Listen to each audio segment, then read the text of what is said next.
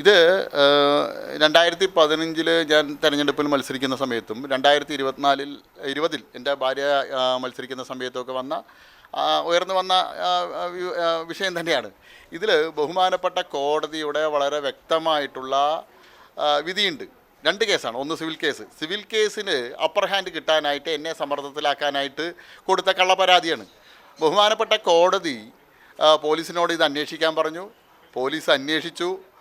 കോടതി വിധിയിൽ വളരെ വ്യക്തമായി പറയുന്നുണ്ട്, പ്രോസിക്യൂഷന് യാതൊരു വിധത്തിലുള്ള എവിഡൻസും ഇല്ല, ഈ പറഞ്ഞ കാര്യങ്ങൾ വാസ്തവമല്ല എന്നുള്ളതിൻ്റെ അടിസ്ഥാനത്തിൽ കോടതി തള്ളിക്കളഞ്ഞ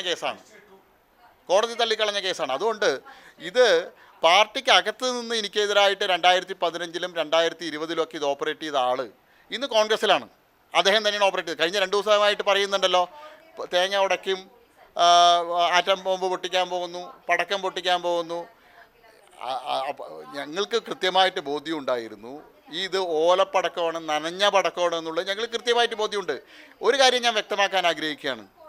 എന്നെ ഇതെല്ലാം കാണിച്ച് പേടിപ്പിച്ച് രാഹുൽ മാങ്കുട്ടത്തിനെതിരായിട്ടുള്ള സമരത്തിന് പിന്മാറാൻ പ്രേരിപ്പിക്കാമെന്ന് വിചാരിച്ചാൽ അത് മനസ്സിൽ കരുതിയിരുന്നവർ അത് മനസ്സിൽ വെച്ചാൽ മതി. ശക്തമായിട്ടുള്ള സമരവുമായിട്ട് ഭാരതീയ ജനതാ പാർട്ടി പാലക്കാട് മുന്നോട്ട് പോകും. പാലക്കാട് MLA പാലക്കാട് കാലുകുത്താൻ ഞങ്ങൾ അനുവദിക്കില്ല രാജിവെക്കാതെ.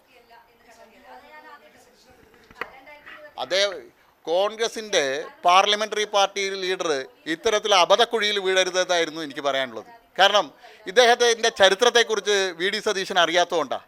ഇദ്ദേഹത്തെക്കുറിച്ച് അറിഞ്ഞിരുന്നുവെങ്കിൽ അദ്ദേഹം ഇങ്ങനെ ഒരു അബദ്ധത്തിൽ പോയി വീഴില്ലായിരുന്നു. ഒന്ന് പാലക്കാടത്തെ കോൺഗ്രസ്സുകാരോട് അന്വേഷിക്കായിരുന്നു. അവർക്കറിയാമല്ലോ 15-ലും 20-ലൊക്കെ താങ്കൾ 15-ലും 20-ലൊക്കെ പാലക്കാട് ഉണ്ടായിരുന്ന ആളാണല്ലോ, അന്ന് പത്രസമ്മേളനം നടത്തിയതാണല്ലോ. ഇതിൽ യാതൊരു വാസ്തവവും ഇല്ല എന്നുള്ളത് പാലക്കാട്ടിലെ ജനങ്ങൾക്കറിയാം, പാലക്കാടത്തെ മാധ്യമപ്രവർത്തകർക്കറിയാം, എന്നെ അറിയുന്ന ആളുകൾക്കറിയാം.